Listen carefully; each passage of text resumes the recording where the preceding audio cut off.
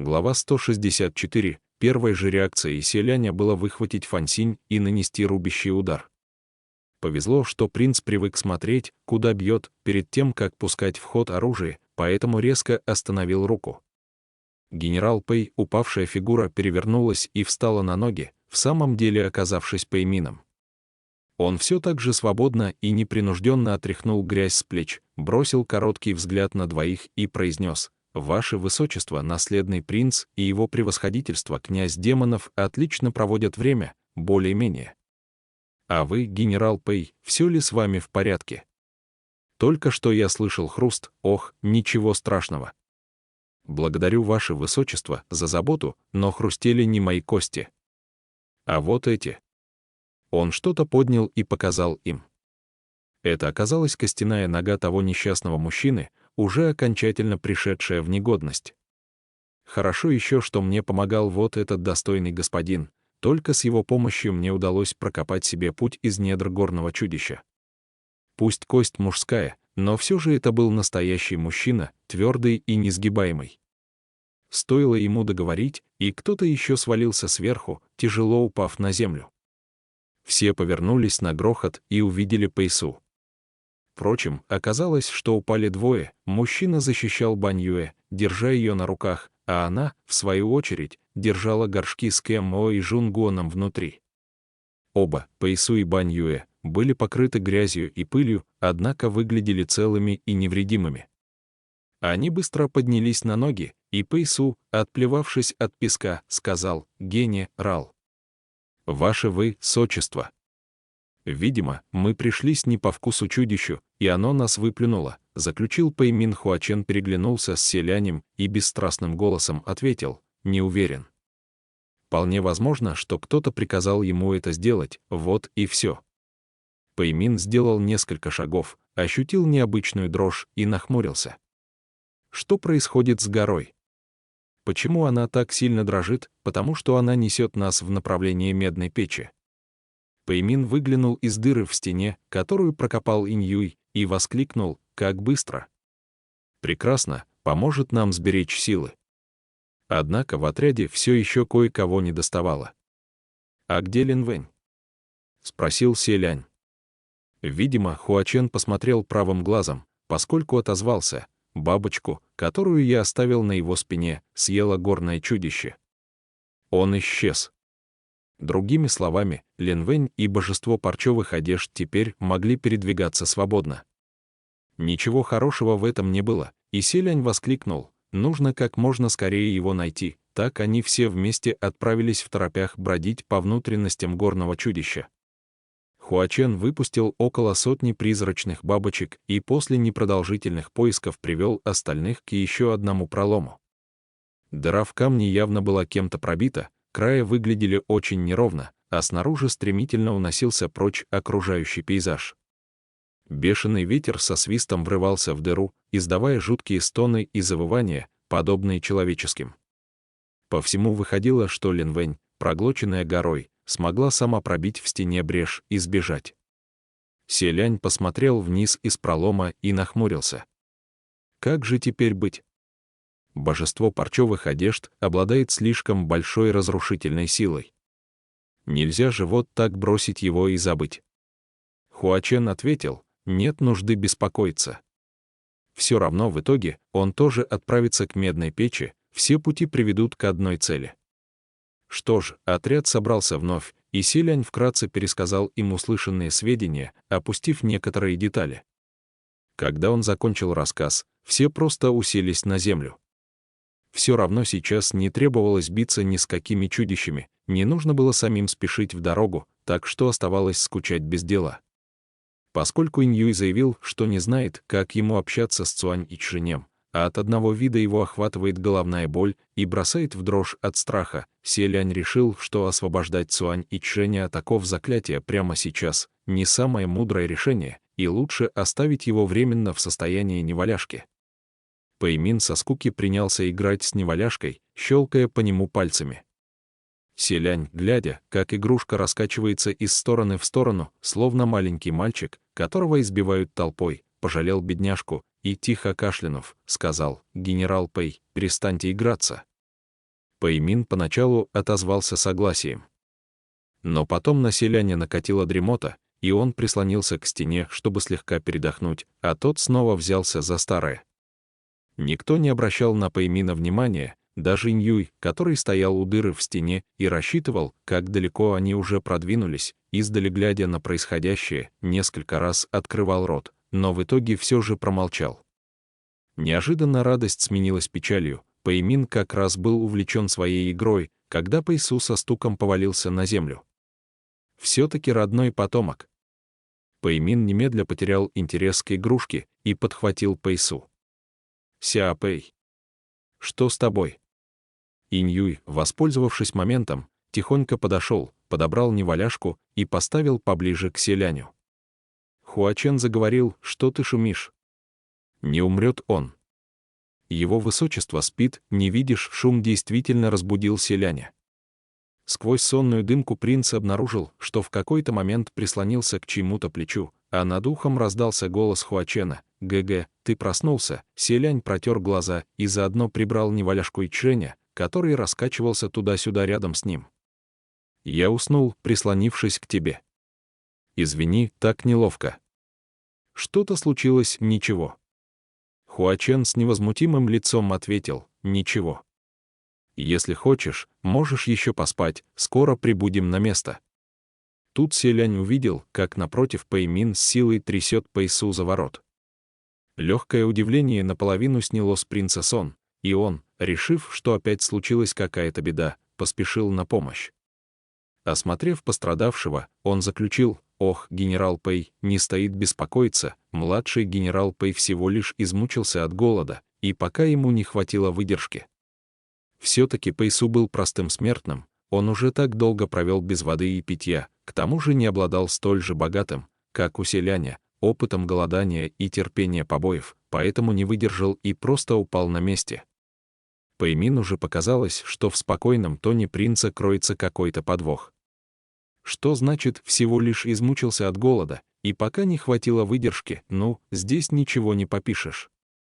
Никакого хвастовства, селянь мог продержаться 3 дня на одном приеме пищи, а после десятка избиений сразу подняться и, как ни в чем не бывало, отправиться собирать мусор. Какой небесный чиновник мог похвалиться более богатым опытом в подобных вещах? Селянь ответил: «Ну, КХМ. У кого-нибудь есть съестные припасы?» Никто не ответил. Только Бань Юэ что-то протянула со словами: «Простите, у меня только это». Пэймин, только глянув на горшок с падшим фениксом, заголосил: «Ты все таскаешь с собой эту отраву. Кого хочешь ей убить? Выброси сейчас же». Покуда он бранился, Хуачен обратился к селяню: «Видишь, я же говорю, ничего особенного. Лучше поспи еще». Чудище несло их уже полдня, даже больше, и селянь увидел, что снаружи стемнело. «Как далеко мы уже добрались?» «Сколько еще до медной печи?» «Оно уже преодолело около 800 ли», — ответил Иньюй. «Что ж, намного быстрее, чем если бы они шли пешком». Селянь тоже поднялся и подошел к дыре в стене. Он хотел просто посмотреть, но, к своему удивлению, случайно скользнув взглядом, неожиданно увидел кое-что, отчего у него на спине встали дыбом волосинки. Что там такое в ночной темноте, если смотреть с вышины горного чудища? Внизу на земле можно было разглядеть поразительно огромное человеческое лицо, его глаза искривлялись, углы рта загибались вверх, словно, приветствуя принца, расцветала жутковатая улыбка. Селянь невольно отшатнулся на шаг, но Хуачен позади подхватил его. Немного успокоившись и приглядевшись внимательнее, принц увидел, что лицо — это рисунок, сформированный горами и потоками, ущельями и каналами, всего лишь обман зрения, не более. Но настолько реалистичный, что с первого взгляда неизбежно потрясал наблюдателя. Углубления, так похожие на глаза и рот, что они собой представляют. Хуачен, стоя за его спиной, ответил: «Это река Уюн, которую жители государства называли Мать-река». Она брала свое начало в высоких горах, с самых вершин в поток стекался тающий снег. Разумеется, сейчас она окончательно пересохла. Раз мы оказались здесь, значит, медная печь уже очень близко. Ну а Нос — это стоявший на берегу реки Уюн процветающий город. Спустимся взглянуть, Селянь повернулся к нему. Там есть на что посмотреть, в том городе тоже имеется храм Уюна. Предполагаю, что ГГ, возможно, захочет в него наведаться. Если есть храм, значит, вероятно, внутри найдется фреска. Селянь немедля ответил: спустимся. Ему не терпелось узнать больше о наследном принце Уюна. Пэймин согласился тоже: спускаемся. Нужно раздобыть для Ся Пэя еды и питья. Но как нам это сделать? Мой меч сломан. Хуачен взмахнул рукой, и возле каждого из них возникло несколько серебристых бабочек. Сверкая переливающимся сиянием, они присели на их плечи, спины, головы и рукава. Иные, взглянув на этих малюток, неизбежно усомнились бы, что бабочки смогут их поднять, но Селянь не стал даже ничего спрашивать, только велел Жайо связать всех вместе, чтобы не растеряться в воздухе. Инь-Юй раскопал дыру в скале пошире, чтобы через нее смогли пройти все разом, и вот, когда все приготовления были завершены, и они подошли к краю выхода, Селянь скомандовал: «Друзья, приготовьтесь». «Пэймин, постойте». Селянь развернулся к нему. «Генерал Пэй, вы что-то еще хотели, у вас двоих на руках, это». Проследив за его взглядом, Селянь посмотрел на свою руку. И только сейчас заметил, что их с Хуаченом пальцы до сих пор связаны красной нитью. Селянь мягко кашлянул и ответил: «Это артефакт, используемый для связи». Не принесет ли он неудобств при передвижении? Все-таки это нить, что если она затянется или запутается, это может привести к неприятностям. Пэймин сделал весьма разумное замечание.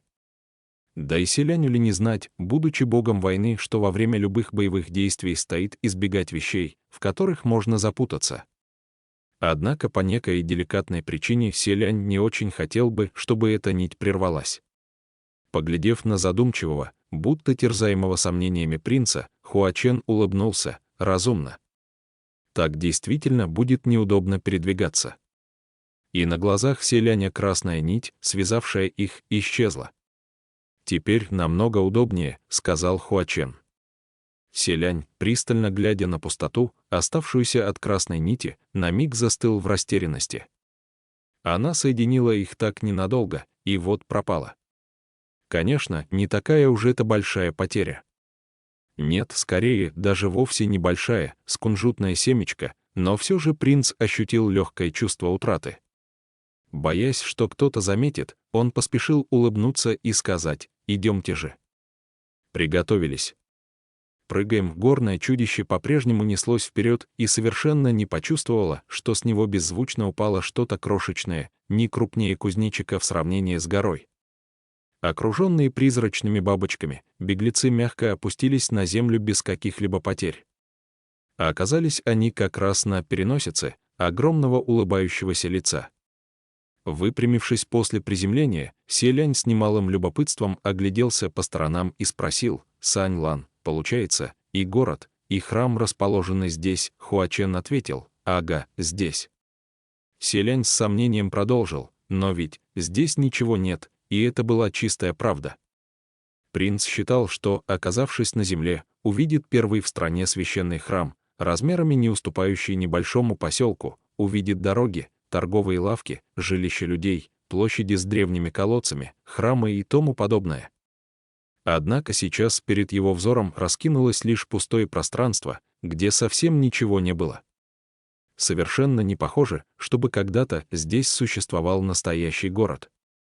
Пэймин, неся на себе Пэйсу, наступил ногой на большой камень и спросил: «И где же процветающий город, под твоими ногами?» — ответил Хуачен.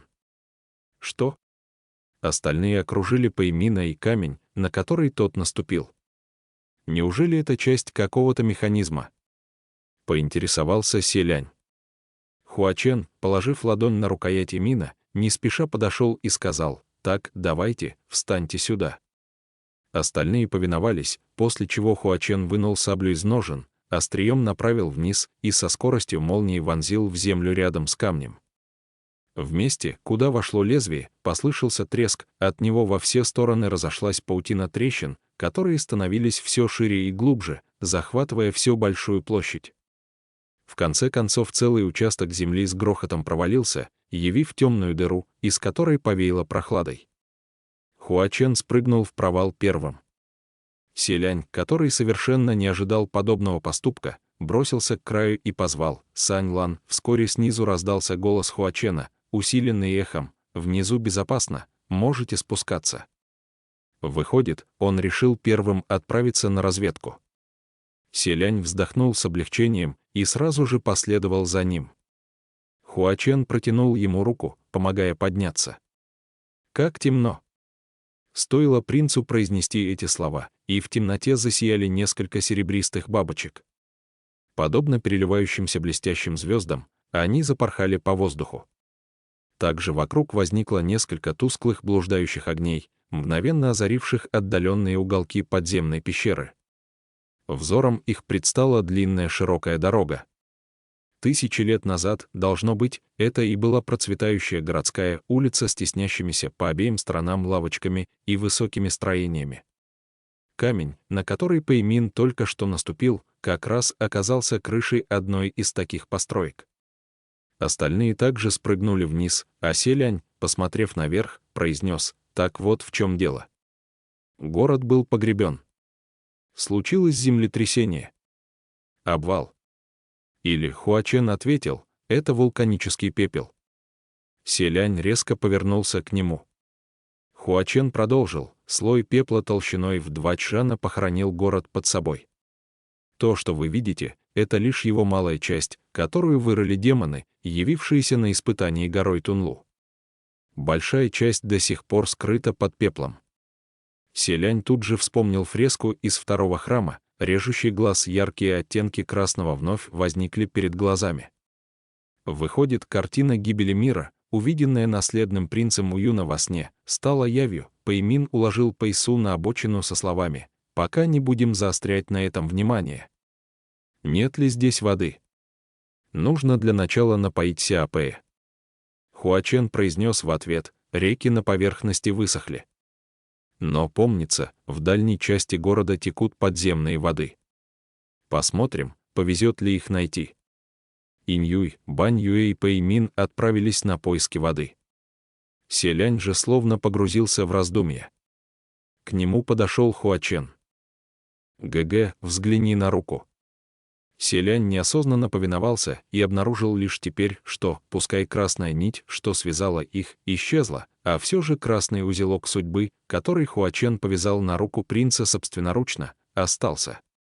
По-прежнему яркий, подобный маленькой красной бабочке, присевшей отдохнуть на пальце. Хуачен ясно дал понять, что если нить между ними порвется, узелок исчезнет. Это ведь невольно вырвалось у Селяня. Глядя на его изумленный вид, Хуачен улыбнулся. Тогда я лишь применил маленький трюк для отвода глаз, вот и все. Нить исчезла, можно не бояться, что она окажется слишком коротка или кого-то запутает. Но на самом деле она не оборвалась.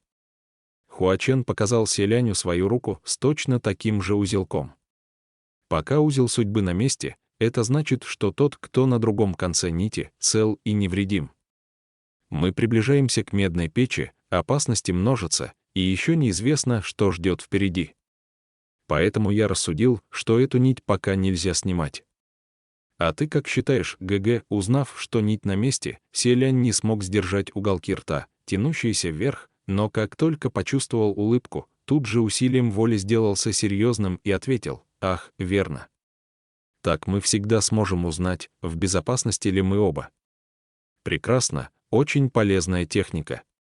Хуачен тоже улыбнулся, но его улыбка сразу же пропала. «Но только, ваше высочество, я непременно должен сказать тебе кое-что, и надеюсь, что ты меня послушаешь». Его внезапная серьезность перешла и к Селяню. «Что именно?» «Говори». Хуачен посмотрел ему прямо в глаза. «Я знаю, ты не умрешь. И не боишься смерти. Но как бы ты ни был силен, не думай, что ты не можешь пораниться». Селянь замер от удивления. Хуачен продолжал, невозможность умереть не означает неуязвимость к ранам. И тем более не означает, что ты не почувствуешь боли. Если увидишь нечто странное и опасное, не надо его трогать. Сначала обратись ко мне, а я уж с ним разберусь. Селяню вдруг вспомнилось, как тогда, под землей, он голыми руками схватил 2 черепа, источающие трупный яд, и лицо Хуачена мгновенно сделалось мрачным. Неужели в тот момент Хуачен рассердился именно поэтому? Без какой-либо иной причины, а только потому, что принц, увидев нечто опасное, беспечно схватил находку руками, и если это действительно так, принц поистине не мог найти слов в ответ.